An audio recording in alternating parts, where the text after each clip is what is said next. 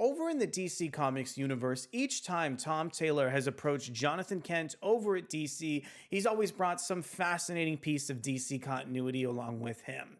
In the Superman Son of Kal-Els series, we saw Taylor integrate some Wildstorm elements over from originally Image Comics into the DC universe, and now with the brand new Jonathan Kent series, Adventures of Superman Jon Kent, we're taking a look at how injustice is going to fold back into the pages of the core DC universe. This is made all the more interesting considering all of the things that Tom Taylor has said about the injustice property, including that version's outlook of Superman was a little bit more dark and nihilistic, playing against what the publisher had to offer. My name is Arako Braddock, and today let's go ahead and see if DC Comics and Tom Taylor are going to be able to say something new about the injustice property over in the pages of Adventures of Superman Jon Kent #2. But before we get deeper into the video, I want to go ahead and encourage you to consider subscribing to the channel and hitting that like button if you enjoy our content. And I want to go ahead and kick this review off by reading DC Comics solicitation text over for Adventures of Superman Jon Kent 2. Countdown to Injustice, Chapter 2. Kal-Els across the multiverse are being murdered, and the culprit is the man who stole Jon Kent's childhood. Jon is joined by Earth 2 Superman Val-Zod and a surprise third hero to try to stop Ultraman's killing spree. But when Jon comes face to face with the man who tortured him and kept him imprisoned, he discovers an even greater threat. And I want to introduce this excellent creative team behind this issue. This one is written by Tom Taylor, featuring artwork from Clayton Henry. We have a cover over from Jordie Bellaire, letters from Wes Abbott, and the cover for the issue is illustrated over from Clayton Henry and Marcelo Maiolo. Here is a quick look over at the cover for the second issue of Adventures of Superman Jon Kent. I love kind of the symmetry that Clayton Henry brings over to this cover and how it teases the Injustice Superman's appearance in this issue, as well as Ultraman through some of the text. But I want to go ahead and kick things off by showing a little bit of interior pages over from the preview of the issue. I want to give a big thanks over to Adventures in Poor Taste for posting this preview so incredibly fast. And I want to go ahead and talk a little bit about the opening of this tale, as it sort of recounts Brian Michael Bendis's run over on the Superman property, with Jonathan Kent being sort of trapped in this fiery landscape over from Ultraman. This, out of all of the plot threads from Brian Michael Bendis's run, was among one of my favorite moments, and the fact that Tom Taylor has kind of continued to explore this deeper and deeper and deeper over from the first issue to the second issue really got this story off on the right foot for me.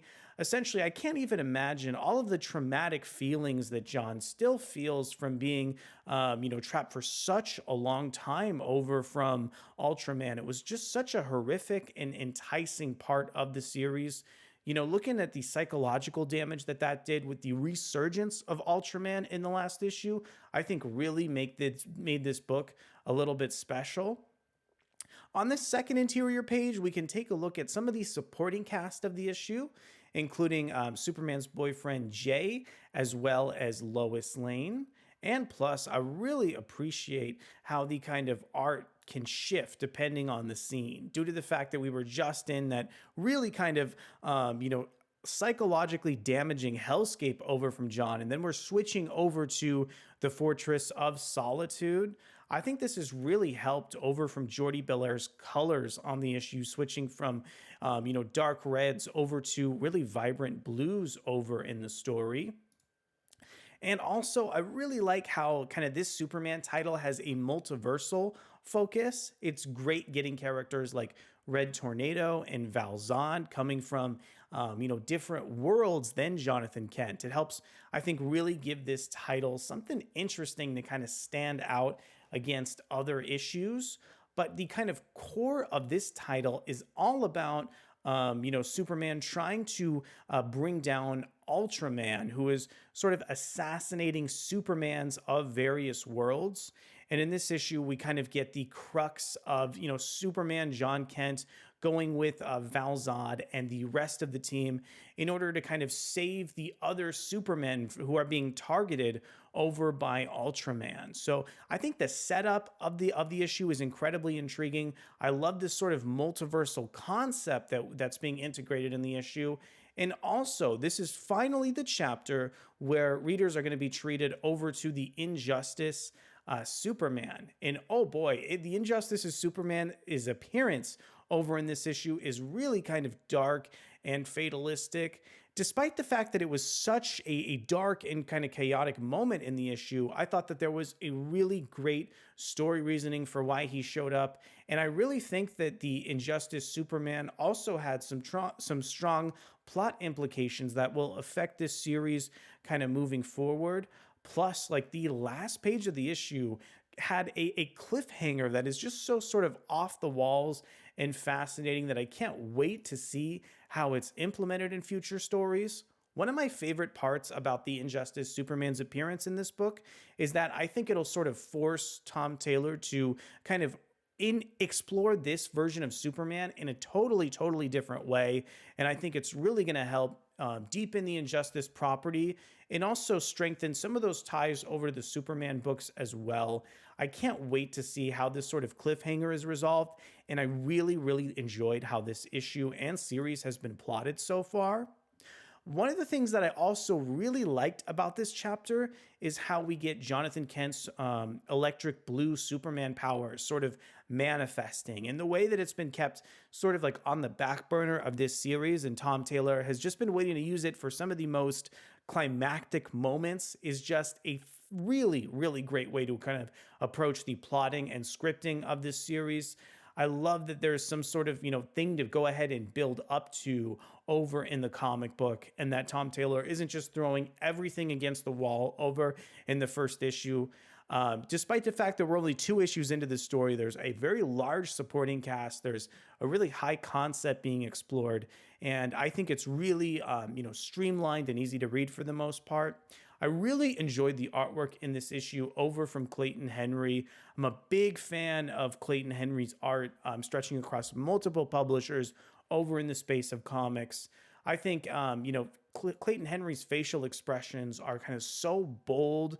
The way he kind of lays out a page in, some of these moments are fantastic. And I think Clayton Henry's art even comes alive during these really epic fight scenes between kind of the various alternate reality Supermen and Jon Kent. I think one thing that Clayton Henry does really well that maybe even some other artists could learn from is as characters are kind of throwing punches or colliding with each other, they're still expressing and emoting a lot. I think it makes the page kind of come alive. If you look at this page we have up on the screen too, I'm quite shocked at how strong Lois Lane's facial expression is, despite the fact that, she already had some interesting facial expressions on a previous page, but Clayton Henry is able to capture just the right sense of posing to stage a character and make them look really fascinating no matter what page or panel they're on kind of throughout the series. I really just enjoy everything he kind of did across this issue, and I'm excited to see more artwork from Clayton Henry, especially as Tom Taylor moves into more Injustice plot threads in future issues of the series. So those were some of my cursory thoughts over on Adventures of Superman, Jon Kent #2. I think this was a really strong issue that did a great job propelling the various plot elements from the last issue in order to make something really kind of special.